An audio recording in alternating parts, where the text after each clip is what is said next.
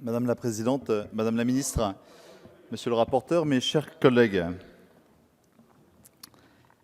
Les débats cet après-midi m'ont donné envie de relire les premières pages d'un livre. On va un petit peu se dépayser et sortir peut-être de cette dualité France-Alsace ou Alsace-Lorraine. J'ai eu envie de relire en vous écoutant Gaël Faye, Petit pays. Dans les premières pages, il y a une phrase qui m'a énormément touché. C'est celle où il dit que habiter signifie se fondre charnellement dans la topographie d'un lieu, c'est épouser l'anfractuosité de l'environnement. Je crois profondément à cet enracinement. Je crois profondément à cet attachement au lieu, à une histoire, à une géographie. Et je voulais vous dire tout d'abord l'immense respect que j'ai pour le récit que vous faites de la région que vous avez dans le cœur, qui vous anime, et également dire que j'ai du respect pour la mesure que vous avez mise dans vos propos. Je m'adresse à mon collègue Laurent Feurre, je sais le feu qui l'anime, et j'ai trouvé beaucoup de mesures et beaucoup de pudeur, y compris pour évoquer les blessures les plus récentes. Je pense à cet oubli de la célébration du centenaire du retour de l'Alsace. Et ce moment-là, qui a été oublié, est une blessure, est un oubli qui est vraiment dommageable. Vous l'avez dit avec beaucoup de pudeur, vous n'avez pas fait état de sentimentalisme ou d'un pathos qui aurait été exacerbé les passions dans cet hémicycle, et je voulais vous en remercier. Parce que comme voisin et comme ami, je voudrais dire à quel point je suis attaché à votre attachement, mais à quel point je suis sensible aux liens qui nous relient les uns aux autres. Au fait que les liaisons géographiques dont je suis un amoureux comme paysan, des paysages, des lectures, des territoires, des vallées des unes aux autres, ne sont pas des ruptures, mais des franchissements, des liens, des passerelles qui nous relient les uns aux autres.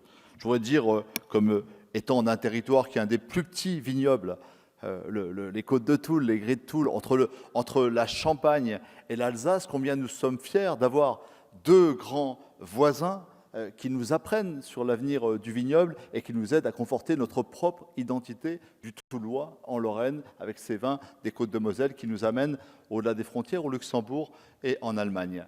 Je voudrais dire comment tout ça n'est pas en contradiction, et ces liens, ces passerelles sont précieuses à mes yeux, combien nos liens sont féconds et combien notre amitié, chers collègues, est indéfectible sur tous les rangs entre députés de différentes régions. Je voudrais dire que dans l'amour du pays, ce qui m'a toujours le plus frappé, c'est pas tant le pays que l'amour. C'est cet attachement des hommes à des lieux, à leur histoire, à leur fidélité, à leur héritage.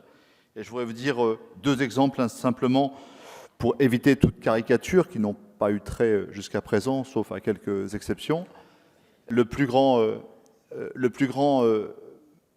héritage humaniste de l'école de Nancy nous vient certainement de ceux qui ont trouvé refuge après le traité de Francfort et qui ont rejoint Nancy et qui, artistes, scientifiques, chercheurs dans tous les domaines, ont apporté à cette école humaniste dans le domaine sanitaire, social, technologique, scientifique, un héritage qui est extrêmement précieux encore aujourd'hui. Et je voudrais vous dire que c'est à Strasbourg, dans cette année 2015, qui pour vous est funeste, que j'ai entendu le grand Bernard Cazeneuve, ministre de l'Intérieur, prononcer un des plus beaux discours sur la laïcité qui soit, et c'était dans la cathédrale de Strasbourg. Je voudrais dire qu'on doit éviter, dans ce débat, toute caricature et dire aujourd'hui que, dans un monde marqué par son interdépendance, le fait régional et ses identités doivent être mises au service de quelque chose qui nous dépasse.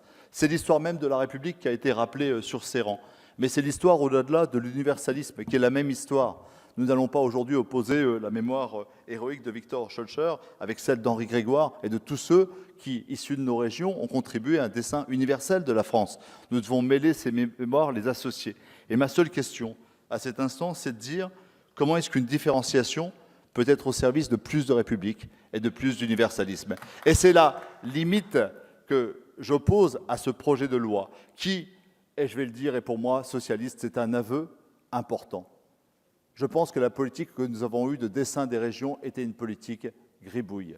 Mais nous ne corrigerons pas cet effet gribouille par une autre gribouille. Cette gribouille qui viserait à dire qu'avant même une loi qui ferait le point de ce qui va nous différencier et de ce qui va nous unir dans ce pays au service de l'Europe, du dessein européen et d'un dessein universel, alors que le vrai défi n'est pas la discussion entre nous, il est la lutte contre le changement climatique, la lutte contre le terrorisme, la lutte contre la misère, ce qui fait mobiliser nos générations, ceux qui descendent dans la rue, ce n'est pas de dire « vive l'Alsace, vive l'Occitanie » ou « vive la Lorraine », c'est de dire « sauvons la planète et bâtissons une égale dignité pour les hommes sur cette planète ».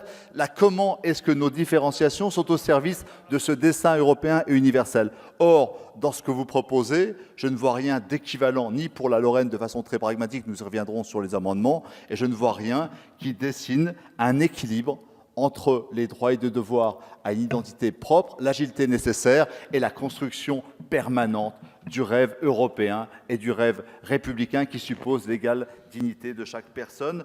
C'est parce que nous n'avons pas trouvé cet équilibre que nous serons critiques sur chaque amendement en demandant l'équivalence comme une pédagogie d'une loi des différenciations qui respecterait profondément la République. Encore un mot, Madame la Présidente. On nous demande souvent dans des duels cornéliens de choisir entre notre mère et la justice. Je ne choisirai jamais entre notre sœur l'Alsace et la République. Je vous remercie.